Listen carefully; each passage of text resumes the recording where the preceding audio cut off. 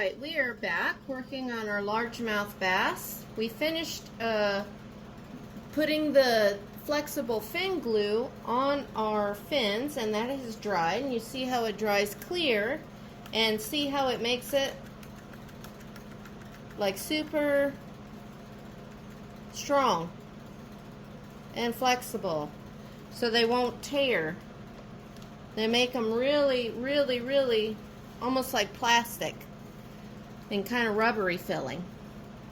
So I really like that a lot, because even the like fiberglass resin, if you do it with that, it's still it's kind of brittle, like it can break and crack easily. So I really like this flexible fin glue that you just paint over them, and it really leaves the natural fins, just strengthens it.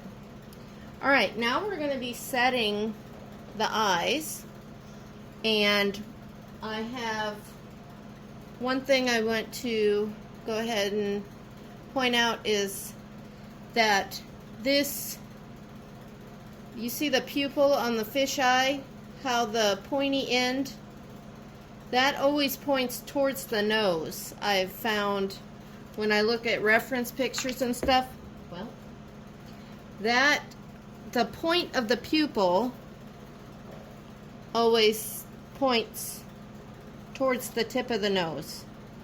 So that's something you want to keep in mind. If you get fish eyes and you're confused about how they're supposed to go, pointy side of the pupil goes towards the nose.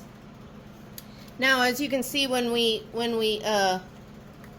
cleaned out this head, it's all hollowed out. So what I'm going to do, in order, if I put that eye in now, it's just going to fall through. So what I'm going to do is I'm going to take some of my critter clay, and I'm just going to go in now and backfill that. And the reason why I don't do that with the mache when I'm filling in the head, like initially to fill in the cheeks and stuff, is because it hardens up, and then I'd have to drill and all that kind of stuff in order to be able to get these eyes in there, and I don't want to do that. This if I go back in with my critter clay, like setting eyes on any other form, I can do my adjustments and stuff quite easily. Now, my sculpting around the eye, I'm going to do that with my Magisculpt. You do not want to do clay on, it'll pop right off. So what I'm doing now is I'm going to see how much clay I'm going to need, so that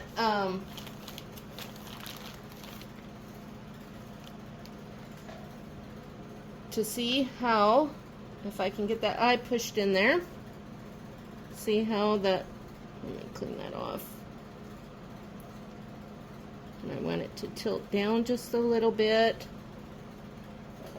but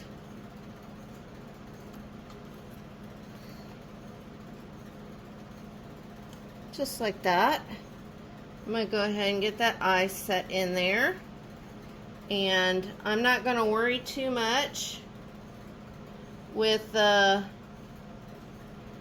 it looks right now, because like I said, I'm going to go, once this dries, once this clay sets, I'm going to go in with my Magisculpt and the resin and sculpt, because we've got to go in where in the drying process, where it's sunken in here on the fish, we've got to sculpt this back out and fill it back out. There's some spots. It's not too bad in here. I'm going to have to fill it in a little bit here, because I filled those cheeks when I dug out the cheek meat. I filled it back in with mache when I mounted the fish. So, but there's still some areas that I'm going to need to fill in to fill that fish back out, because it's kind of sunken and drawn in during the drying process.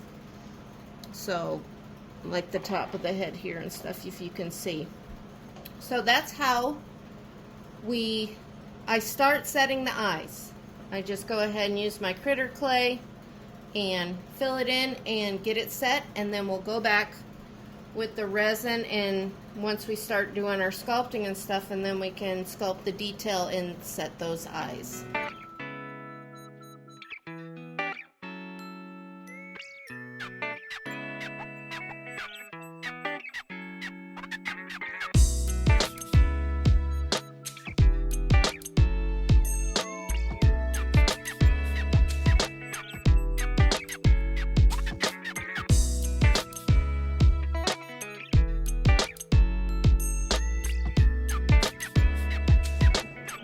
Thank you for watching us here at KNC Taxidermy. Remember to like and subscribe us here on YouTube, and join us next time for our latest creation. And we'll see you then.